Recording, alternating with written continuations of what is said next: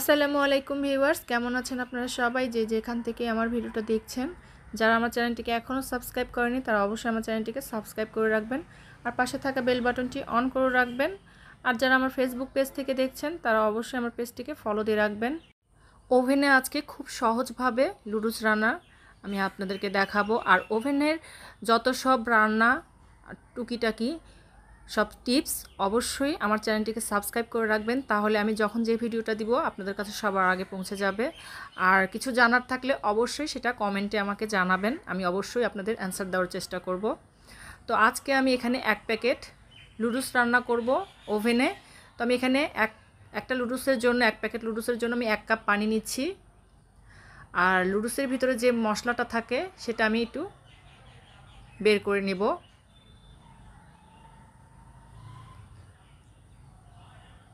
তো এই মশলাটা কিন্তু আমি এই পানিটার ভিতর দিয়ে দিব।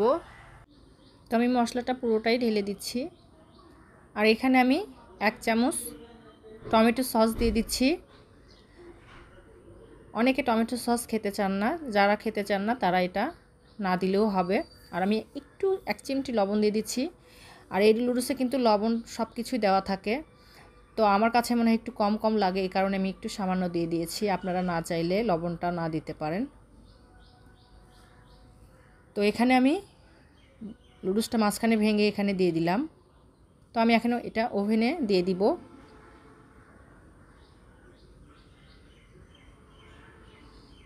তো ওভেনে আমি এটা দিয়ে দিয়েছি। বাটিটা অবশ্যই আপনাকে ওভেন প্রুফ বাটি হতে হবে। আর এখানে লেখা থাকবে মাইক্রো ওভেন, সেখানে আপনাকে চাপ দিতে হবে। তো মাইক্রো ওভেনে চাপ দিলে কিন্তু আমার পাওয়ার লেভেলটা 100-তে দেওয়া আছে। তো আপনাদের 100-তে না থাকলে আপনারা 100 লেভেলে নিয়ে আসতে পারবেন, সেই ভিডিওটাও কিন্তু আমি ডেসক্রিপশনে দিয়ে রাখবো, আপনারা চাইলে দেখে নিতে পারেন। আর এখানে আমি 3 মিনিট সেট করে স্টার্ট বাটনে চাপ দিয়ে দিয়েছি।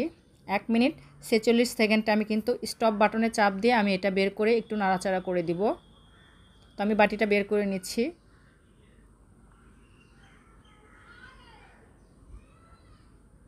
এটা কিন্তু আমি উল্টিয়ে নিচ্ছি।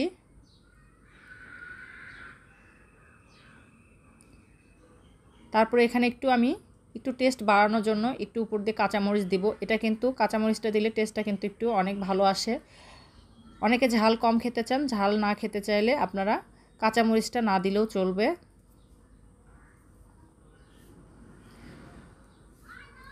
তো কাঁচামরিচটা দিয়ে একটু নাড়াচাড়া করে আমি ওভেনে কিন্তু আবারও দিয়ে দিব। আর 3 মিনিটেই কিন্তু এটা পারফেক্টভাবে একদম হয়ে যাবে লুডুসটা। তো আমি কিন্তু ওভেনে আবার দিয়ে দিয়েছি। 1 মিনিট 46 সেকেন্ড বাকি ছিল। আর কিচ্ছু এখানে চাপ দিতে হবে না, শুধু আপনাকে স্টার্ট বাটনে চাপ দিতে হবে। তো এটা কিন্তু হয়ে গেছে, এটা এখন আমি বাহির করে নিচ্ছি। তো দেখতেই তো পাচ্ছেন এতটা সুন্দর হয়েছে, একদম পারফেক্ট। পানি টানি সব একদম পারফেক্ট ছিল।